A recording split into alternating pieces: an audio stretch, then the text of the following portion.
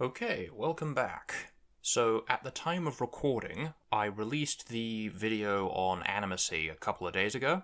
I didn't realize this when I was making the video, but apparently I haven't made a feature focus video in almost 2 years. That's madness. So I apologize to any and all viewers who are more into the conlanging side of things than the alien biology side of things, because I have to admit that just alien biospheres has turned into such a huge, all-consuming thing that it's kind of forced conlanging work onto the back burner. But the good news is, there's only one Alien Biospheres episode left, which, now that the animacy video is taken care of, I will slowly begin making preparations for. But not before recording another case study episode or two. I might record a batch of them and then release them in drips and drabs over the coming months, just so that I can get some content out there in the inevitable multi-month long period it's going to take to work on the final episode.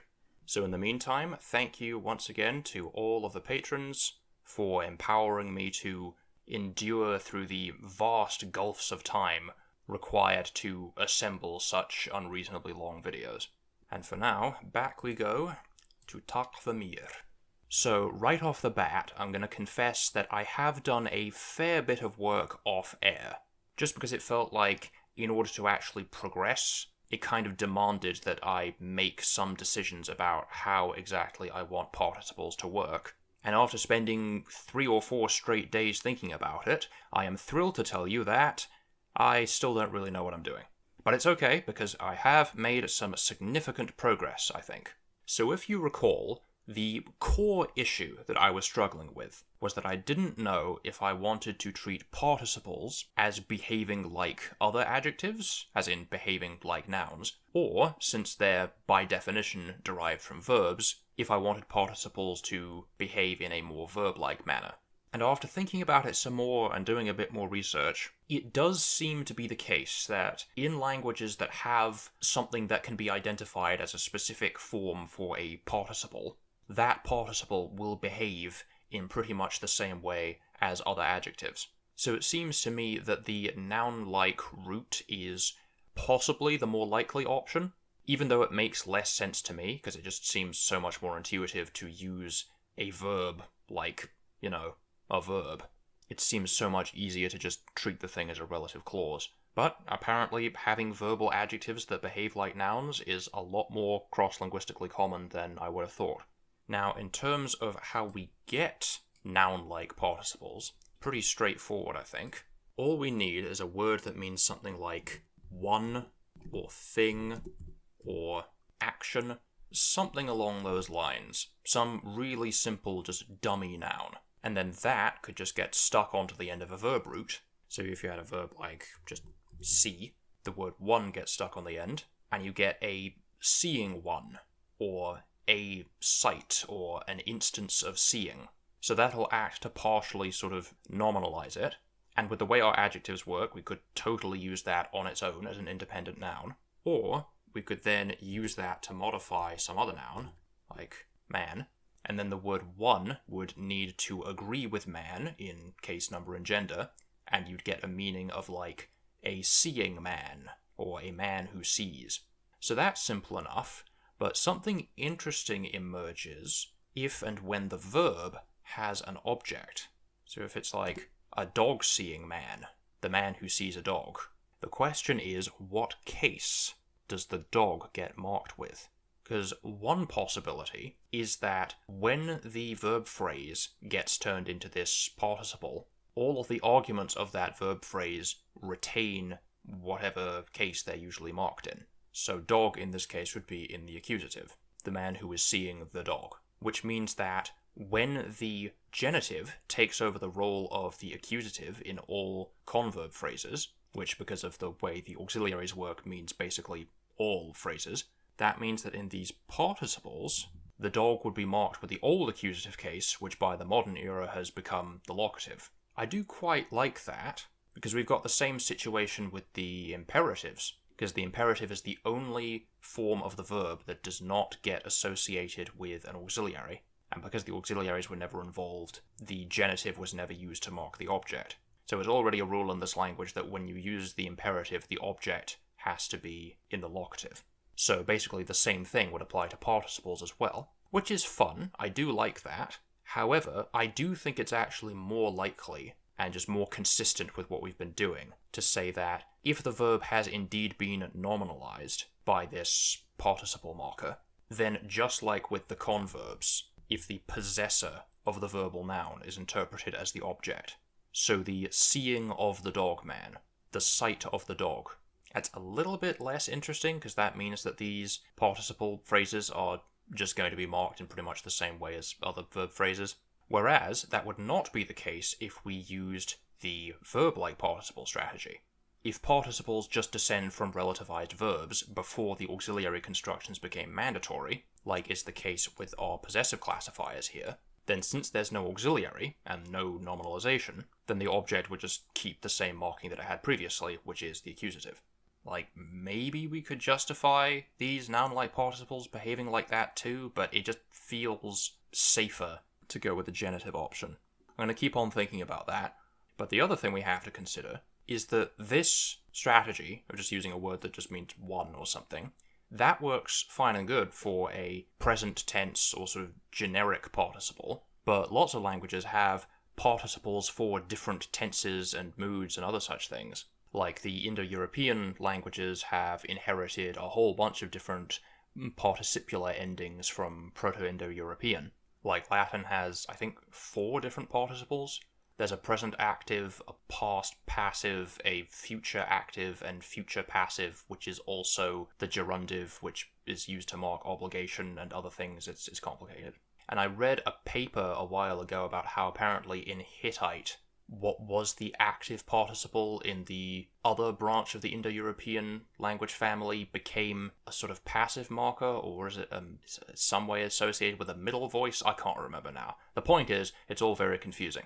And I don't know how much is known about where all of that morphology actually comes from. And really, the only way I can think of to replicate something like that in this language would be to say that this verb that gets turned into the participle is allowed to keep any tense aspect or mood morphology that it already had once it's nominalized.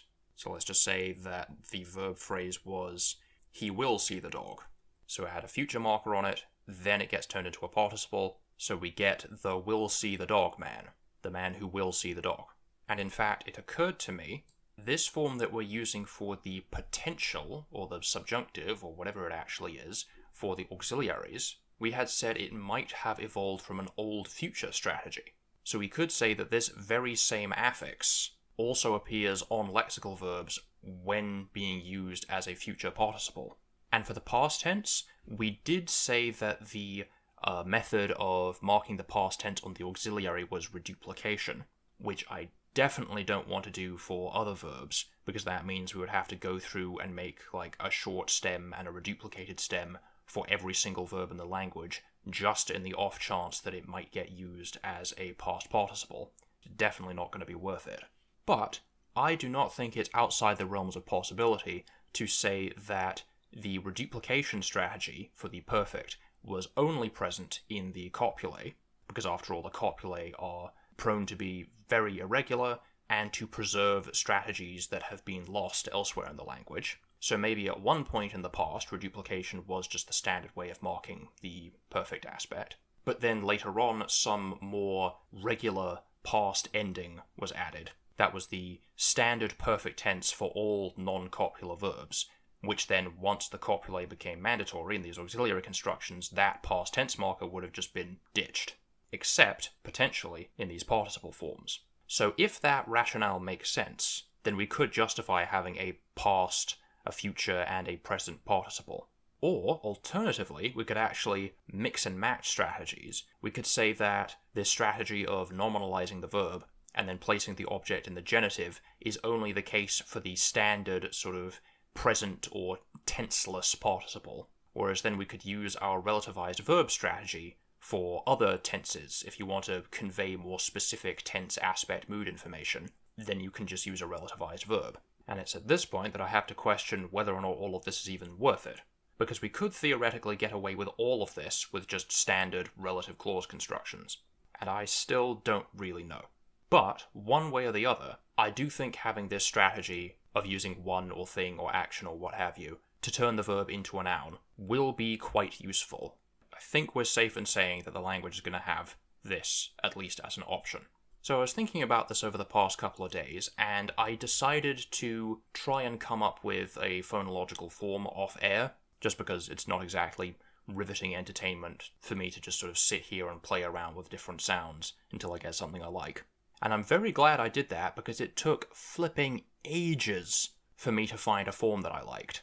I don't even really know why, but it was just very difficult to find a balance between having a form that was relatively simple, something that wasn't overly heavy and wouldn't make the verb too long once it had been nominalized, but also something that was distinct enough to be recognizable, and something that wouldn't result in too many irregularities, while also sounding nice, especially when it was combined with some of the other morphology that we're going to be talking about in this episode. There were a lot of compromises that needed to be made. But I think, after a lot of trial and error, I think I have a form that I like. And that is, if we say that this word for one or thing or action came from an old word, gami, and I went with that for several different reasons, one of which is an insight that I had into our declension patterns, because we've been declining nouns for quite a while now, and I am starting to see some patterns emerging. Oh, by the way, I changed the word for man.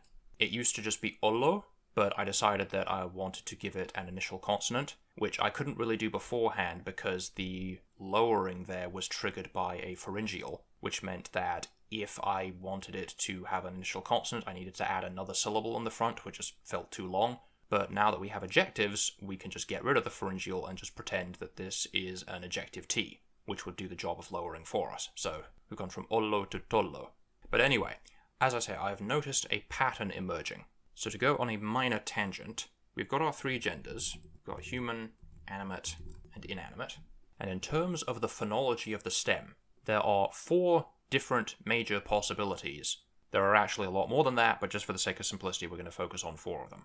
One is a consonant stem, something that ends in any of the sounds that are allowed to form word final codas in the proto-lang, which I'm fairly certain is any resonant.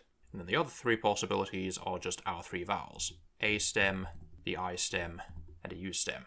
So starting off with the consonant stem, this one is the hardest one to predict, because it depends what the final consonant actually is. But in most cases, the W of the human marker wa will result in gemination. It'll either geminate the consonant or it'll just remain as a W, and then just the A of the wa suffix will stick around, and then when vowel harmony happens, it will just act as an unspecified low vowel. The animate suffix will behave in a pretty similar way, because the voiced uvula of the animate suffix will drag the following oo vowel down to give us a low vowel, and it also geminates the sound that comes before it. So most of the time the animate and the human are going to be the same with a consonant stem, whereas the inanimate suffix is just an e, which will just be deleted when word final vowel loss happens later, so the inanimate consonant stem is unmarked. Oh, and by the way, just for the sake of simplicity, we're only thinking about the singular nominative in this case, because both the human and the animate genders have different markers when they're plural. So just thinking about the singular, for an A stem, the sequence awa for the human singular just one way or another just becomes just a generic low vowel. In the animate, aru also ultimately just becomes a low vowel. And in the inanimate, I've said that the sequence ai just blends together into some sort of mid-vowel like an e, which when vowel harmony happens, will turn into yet another unspecified low vowel. So for A-stem nouns, all 3 genders have identical singulars, or at the very least have the same vowel pattern in the singular.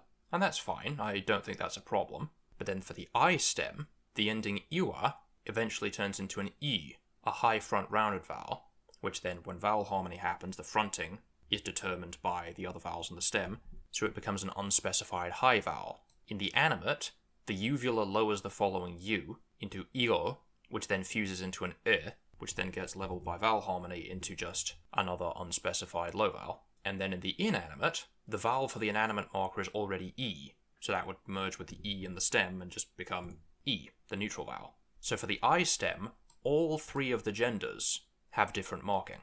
Whereas for the U stem, the human ending would be ua, And I can't remember if I've mentioned this in an episode before, but I made the executive decision that the A of the human class marker only surfaces when the wa ending comes immediately after a consonant.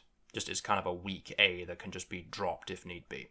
And partly the reason for that is just I wanted to justify having some human nouns that end in a consonant and that don't always have a vowel at the end. So in this case, the human ending would be U, UW, and that W would just very easily assimilate straight into the U, which would count when vowel harmony happens as an unspecified high vowel, which, if the phonotactics allowed for it, would then just get dropped completely with word final vowel loss. Then in the animate ending, the uvula will cause lowering, which one way or another would give us yet another low vowel in the suffix, and with the inanimate, the U and the E would combine into an E, which would give us another unspecified high vowel. So there are obviously going to be additional nuances to this and other patterns within these patterns, but these are going to be like the predominant patterns for each of our different declensions. And I do really like the variation we're getting in which genders have similar marking and which ones have different marking, how they lump and split in different ways. That's very cool. But the reason why I bring all of this up at all is because this form, gami, the reason why I decided to have it end in an I is because that's the one that guarantees that we get a different form for the human animate and inanimate. And the reason I want that in this case is because I think these participles are going to be very useful when it comes to using them as just independent nouns. Because the way our adjectives work, we can treat the participle as a noun in and of itself. So just by changing the last vowel, we get a difference between a human who does something, an animate thing that does something, and an inanimate thing that does something. So if we went with this form, the ending pattern that we would get would look something like this. Here's one I made earlier. And what we also have as a result of this final E ending is that in the human and the inanimate genders, the long R vowel gets raised to an E by umlaut. So just to demonstrate, let's take a verb. Let's just use this word that means to see. So those would be the protoforms for each of the three genders, which by the time of the modern language will have become rahimi, rahime, and rahimi. Or potentially just rahim, because I still haven't decided if I want the inanimate singular to lose that final vowel, because when the inanimate class marker E attaches to a stem that already ends in an E, we could say either they blend together into a long vowel, in which case a short vowel will stick around into the modern language, or they can just elide into a short vowel and just with the erosion of time, they just get lost entirely. So in each case, what you do is you take the second principal part, and it's the second principal part because with the long vowel in this suffix, that's going to give it the same stress pattern as the second principal part when you add the ura ending. So you take the second principal part, lop off the converb ending, and stick on one of these suffixes. And we could totally just use these as adjectives, like if we wanted to say the seeing man, we'd have tolo for man, and stick on the participle form to get rahimi tolo. Or we could just use the participle on its own to get a word that means one who sees, or a seeing human. And I realized that that could actually be our primary strategy for making agent nouns. Because at some point, ages and ages ago, I was contemplating the idea that you could take a verb stem and just put it in any of the different classes to derive nouns that relate to that verb. Like just take any verb and stick the human ending on it and you would get an agent noun. And that could still theoretically work, at least in some cases. But using this participle strategy just feels a lot more coherent and recoverable. So this word rahimu could just be used as the just sort of generic word for watcher or seer, which is pretty cool. So that's all well and good for turning verbs into adjectives. But now returning to the stuff that we were thinking about last week, with other kinds of adjectival derivation, I've been thinking about what kinds of adjectival forms I actually want to have. And I've come to the conclusion that if we do have some generic adjectival affix that you can just stick onto a noun and turn it into an adjective, then I think 90% of the time that affix is going to convey a negligibly different meaning from a true simulative. Like, the vast majority of the time, I don't think there's going to be any great need to differentiate between, like, rocky versus rock-like, for example. I think that is a shade of meaning that could be easily recoverable from context.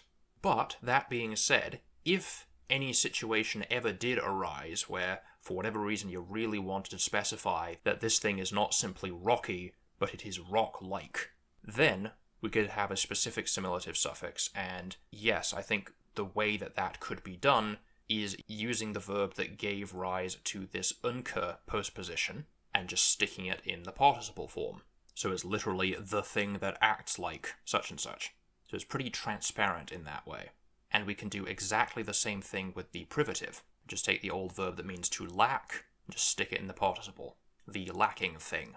Now, by complete coincidence, the verbs giving rise to the similative and the privative happen to look pretty similar to each other. Because the similative is just going to end up as just an NK sequence with one of the participle endings slapped on, whereas the privative is just a K. That's not necessarily a problem, just something to take note of. Now for this actual adjectival ending, I increasingly like this idea of using this old word for form or shape or body. Maybe at one point it would have started out as having more of a similative meaning specifically, but then it would have gradually bleached in meaning over time into a more sort of generic adjectival ending. And once again, it took me a long time to find a suitable phonological form for this affix, but in the end I came up with I with a uvular adjective followed by an I. And that raises another interesting point about our declensions, because if we return to these broad overall declension patterns, this language has uvular coloring, as well as a bunch of protoconsonants that cause vowel lowering. So in any of these vowel stems, if the preceding consonant is a uvular or a pharyngeal or an adjective, then that will lower the E to an E and lower the U to an O, which when vowel harmony comes along, those all get leveled into an underspecified low vowel, which means that all stems that have a uvula as their final consonant will fall into this declension class, and all three genders will take the same marking. Again, not necessarily a problem, but it does mean that if we use this adjectival form as a noun, we won't have separate forms for the different genders. So, like if we just take the word tolo for man, then sticking on this ki ending, then it would have to take case and gender marking as well. Oh, and by the way, since this is coming from an old word for form or body, I imagine both the stem and this adjectivizing suffix will need to be marked for gender, because it's effectively a compound. But in any case, that uvula is going to lower the vowel that surfaces, and it's always going to come out as an unspecified low vowel, which in this case will be the O from the stem. So it would be toloko, or actually toloko, because the presence of that adjectival suffix will block that long vowel there from being shortened. But either way, this word could mean a man-like person, a man-like animal, or a man-like thing, and there's just no way to tell which other than through context. Now that does mean we lose just a little bit of derivational possibilities, but on the one hand, I tried with other phonological forms, and honestly, I just liked the forms with the Q the best in terms of phonesthetics. And also, this declension pattern, where all three genders are the same, it's going to show up in the language one way or another, and we can't just cherry pick always getting stems that result in the maximal differences between the genders. So I think I am fine with saying that it surfaces here. So I think our adjectival ending would look something like that. And with this strategy of taking a verb and just turning it into a participle, we could do exactly the same strategy with loads of other verbs if we wanted to. Like the causative could just be the same causative affix that's used on verbs, but just with a participle ending. You get the same just SQ sequence. And then with the inchoative, we could use a word that means to grow or become, anything like that really. And for the negative, I think this U prefix just makes too much sense to not use. It's just so simple and easy to say that the same negative adverb that applies to verbs can also be prefixed to adjectives. I think that's fine. Now, intensives we're going to talk about later, because I suspect there's going to be some more complex stuff involved in that. But then we have the adverbial.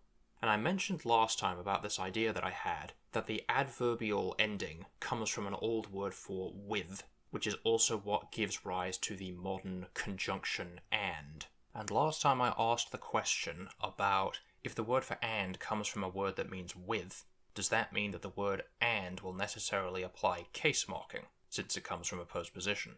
So I did some research on that, and at this point I'll give a shout out to the podcast Theory Neutral, which is hosted by Jacob and Aidan and Logan. I'll leave a link to it in the description. Some interesting discussions of all sorts of linguistics topics, including coordination. They had a particular episode on coordinating constructions that serves as a very nice overview of all the various possibilities.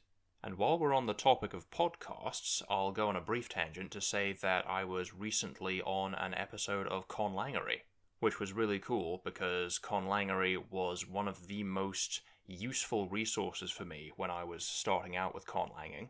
I'm sure most people watching this will have at least heard of Conlangery, but I'll leave another link in the description for that as well. It's got a very big catalogue of over 100 episodes, so if you can think of some conlanging topic, they probably have an episode about it. So it was really cool actually being on an episode. It's a very surreal experience. But anyway, coordinating constructions. So Theory Neutral did an episode about coordinating constructions. And they mention at some point how in Russian, I believe, and some of the other Slavic languages, there is this overlap between comitative constructions and coordinating constructions. And that sent me down a bit of a rabbit hole. And from what I can tell, it does indeed seem to be the case that case languages that have a word for and that derives from with, the word for and will affect the case of the coordinand.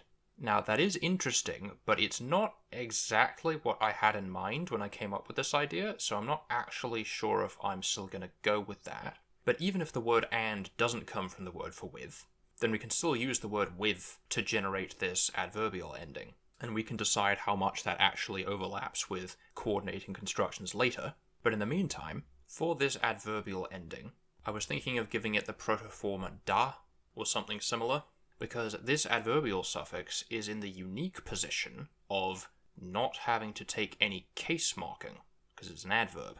So all you do to make this work is you take an adjective, like for our adjective here that means strong. So in the proto-lang it would have been a construction that meant something like with strength, and the postposition with would assign what was at the time the accusative, which in the modern language is the locative. But I think in basically every case you would use the inanimate stem for the adverb, because if you're saying with strength, like with a certain quality, the adjective certainly isn't agreeing with anything, and I can't think of any situation in which you would get an adverbial reading if you used a human or an animate gender instead. So I'm pretty sure the way it would work was that you would take the inanimate, indefinite, locative form, which is the same as the nominative form, and just stick da on the end, but then, with word final vowel loss, the final vowel would disappear, so it would get baradid.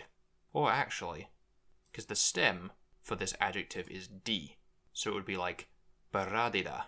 So I guess baradid is possible, but we could also totally imagine that those d's blend together. I still don't know if I'm allowing a geminate d in this language, because as far as I can tell, the only context that would ever happen is something like this, where you had a stem that ends in a d combining with another stem that begins in a d. So it could form a geminate d, or it could just meld together into a single d, which would then spirantize to an eth, which would mean that our adverbial form is the same as the just regular inanimate adjective. Which again, not a bad thing. That happens a fair bit in English as well. Like fast, you can say that the dog is fast, or that it runs fast. If we take this other adjective, gülke, take the inanimate, indefinite, singular, nominative / locative, and then we put the da at the end. And in this case, that cluster will prevent the vowel from being lost, so that d would remain isolated, word final vowel loss happens, and we get gülked. So the point is that sometimes the adverbial ending will just be a d, and then sometimes, if it is phonotactically required to, it will take a following underspecified low vowel. So that will be our strategy for turning adjectives into adverbs. Now, I don't think that'll be compatible with these participle endings, because the whole point of a participle is to turn a verb into an adjective. But verbs can already be turned into adverbs just using the converb markers. Maybe there is some particular situation where that could work, but it does not immediately occur to me what that would be. But for this adjectival suffix, what that would allow us to do is if we take a noun, just go with tolo again. So you've got a noun that means man, turn it into toloka, which means a manly person or thing. And then if we add the adverbial ending on that, in this case the vowel would not be lost between the Q and the D because vowels are never lost in such a way that would allow voiced stops to border voiceless stops. So that would be tolokad, and that would mean like manlyly, or like a man, or in the manner of a man. So we've kind of ended up with like an adverbial case marker. Or if you wanted to say it in a way that was more marked or more specific, you could use the similative. So you could use the nk ending, and then, whichever participle ending makes sense, let's just use the human gender for the sake of example, to get tolon kime, which is a person who acts like a man. Or, actually, it just occurs to me now, if we swap that out for the inanimate ending, tolon kimi, or possibly tolon kim, depending on how I decide to handle that final vowel, that would mean an inanimate thing that acts like a man. Which, although this wouldn't make sense, because the speakers of this language are not at the appropriate tech level, but an inanimate thing that acts like a man, it would be a decent word for robot or android. That's kind of cool. Whereas to say manless, I guess if you wanted to describe like a place where there weren't any men, then that would be tolokimi, which again sounds very similar to the similative. I might fix that. Maybe. It's way too late to change this k form for the privative, because that is also the root that's giving us the negative for some of the auxiliaries. I do really like this unk form, though. Maybe we could use that for a different postposition? I don't know, I'll think about that. And in fact, both of these could also be adverbialized. So we'd get tolonkindo, which would mean in the manner of something that acts like a man, and tolokindo, which would mean manlessly, in the manner of not having a man. So playing around with those suffixes will give us a very nice range of derivational possibilities. And we could keep going with coming up with some more forms for adjectives, but I think that's a pretty good place to leave things off. So we'll finish up by coining another adjective, another true adjective, before doing an example sentence. Since we were using it as an example earlier, and just because it's a very basic adjective, a word for fast. And for the form, I'm thinking riha. Considering how many protoconsonants we have that become H, I think we could really use more intervocalic H's. Let's actually make it riha, because we can say that H was a pharyngeal that lowered an I to an E. And let's say it begins with a palatal stop, because why not? Okay, those would be all of the different protoforms for it. Now right away something quite interesting happens, because when the vowel and the stem and the gender marker fuse into an unspecified vowel, the vowel and the stem that's actually controlling the harmony is E, the neutral vowel. So the vowels that emerge in these suffixes are not going to be as predictable, I suppose, as they would be in other stems.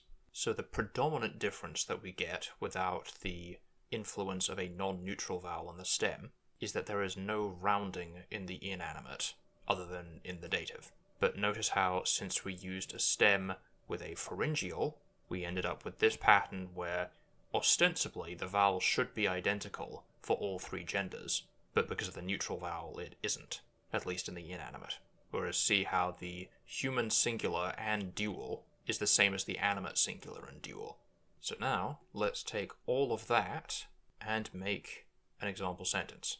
So, to give us a full demonstration of everything that we've talked about today, we're going to need at least one adjective, by which I mean a true adjective, and at least one adjective that is turned into an adverb. I'm immediately thinking quickly, because we just coined a word for fast. Then we need at least one verb to turn into a participle, and at least one noun with which we can apply our adjectival suffix. I do know that we have a word for snow, so using the adjective would make snowy, and just a noun that immediately occurs to me that would go with that meaning would be like mountain.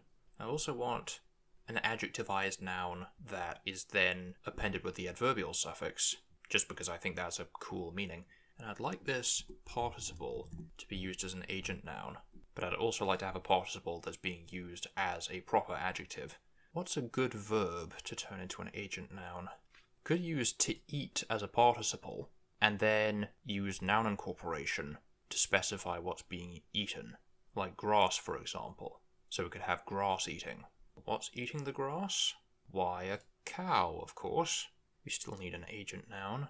If we use this word that means to seek for, which comes from an old word that means to travel, we could make a word that means like traveller or seeker, one who is on a quest for something. Ooh, actually, this word that means to be able to, which comes from an old word for to know, if we turn that into a participle, and then have that undergo noun incorporation, in a similar way to what we did with the similitive, then we would get a meaning of a blank knower, or a person who is familiar with blank, which could end up being quite a useful derivational thing. It would be kind of like the ist ending in English, like a scientist, one who knows things about science. So what does this person know about? Well, if there's a cow involved, then we could just use this word that means beast, a beast knower, one who knows things about animals, like a zoologist. But how are the zoologist and the grass-eating cow interacting with each other? Well, that could be what we use this word for, to seek. The zoologist is seeking the grass-eating cow, which is why they've come to the snowy mountain, obviously. But actually, if our adverb is quickly, it might actually make more sense to use to reach or to arrive at. Just the meaning fits a little bit better. Okay, so how about if we say that the seeker reached the grass-eating cow in the manner of a zoologist? Like, they did it in such a way as would one who is familiar with animals. So, atop the snowy mountain, the traveller, or seeker, or quester, quickly arrived at the grass-eating cow like a zoologist is not the right word, but I guess beastmaster? That's the closest I can think of to like a person who is familiar with animals. Also, let's just make it the strong traveller. And let's just go ahead and use the perfect tense for this one. So that's form 1 combined with the third principal part. The subject is the traveller, which could theoretically be any gender, but in this case I'm specifically thinking of a human traveller. That's the humanus singular. And in fact, let's pluralize the cows, just for variety. And the verb is to reach. We want the third principal part.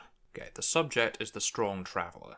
So first of all we take the word for strong in the human singular nominative. Then we take the second principal part of the verb to seek, take off the converb ending, and add the armor participle ending. We might as well do the adverb quickly while we're at it. So we take the word for fast, and we put the da suffix at the end. In this case, that vowel would not be lost between the H and the D, because that's just not an environment where vowels are lost. I think the preferred adverbial position would be right before the verb in this case. But the question is which verb? The lexical verb or the auxiliary? I think it would be the converb, just because it seems to apply more to the semantic content of quickly reaching, rather than just the generic sense of being conveyed by the auxiliary. But then we've got atop the snowy mountain. So I already know the word for snow. Stick the adjectival ending on that, but it's modifying the word mountain. I also know the word for mountain, but it's atop the snowy mountain, so the mountain needs to be in the locative, which, since it's inanimate, is the same as the nominative. The adjective snowy has to agree in being a singular, inanimate, locative, which is also nominative, which means I think it would just be a k suffix. And then we need the postposition atop. We've got this word that means on top of. What have we got left? The grass-eating cows. So we need cows in the accusative plural. Then we incorporate the word for grass into the verb. and that would just be the regular nominative form, because it's a compound. No, hold on, I've done that wrong. That's the grass cows. We don't want that. We want the grass-eating cows. We incorporate grass into the word for to eat. So that's to eat grass. But then to turn that into a participle, we need the second principal part, which doesn't make too much difference in this case, and we attach the animate plural accusative, which is ammissi, which is quite a heavy suffix, but there's not much we can do about that. And then the only word left is like a beastmaster. And again, I'm not 100% sure where the best position to put this word would be. It's an adverb, so it could basically come anywhere. I'm just going to put it before the verb phrase for no particular reason. So the original idea was we have this word that means to know or to be familiar with. So we take the second principal part. Okay, hold on. So we've got the verb that means to know. So a knower. So this is a case in which the uvula of the stem will lower the vowel. So even though the ending should be ima, it's actually going to be irma. So a kerma is a knower of things, one who knows things. And then we incorporate the word for beast into that, and then we turn that into an adverb, like a beastmaster, in the manner of a beastmaster, as a beastmaster would do. Then we apply the adverbial ending, and get the da there. Now ordinarily that a would harmonize with the o that comes before it, but high non-neutral vowels... Wait, no, never mind. That's not a high neutral vowel, because you've always got to remember whether that central vowel is underlyingly high or low. In this case it's low, and the reason why it's low is because of the uvula. So since it's a low vowel, it will pass on front and rounding harmony, so the da will become d. Okay, I believe that is everything. So we get the final sentence of Barada ilkis vama I hrymaka urian vak, gullokunda vai nimir gama missa nerisi rihit qeret. I think so far that construction with the grass-eating cows has had the most apparent case of rhyming or assonance between the modifier and the noun. But even so, it's not too bad. Okay, and that is everything I have for today. Hope you all enjoyed it, and next time I think we're going to continue with some derivational stuff, which is great because derivation is actually one of my favourite parts of the whole Conlanging process. So look forward to that, and I will see you then. Thanks for watching.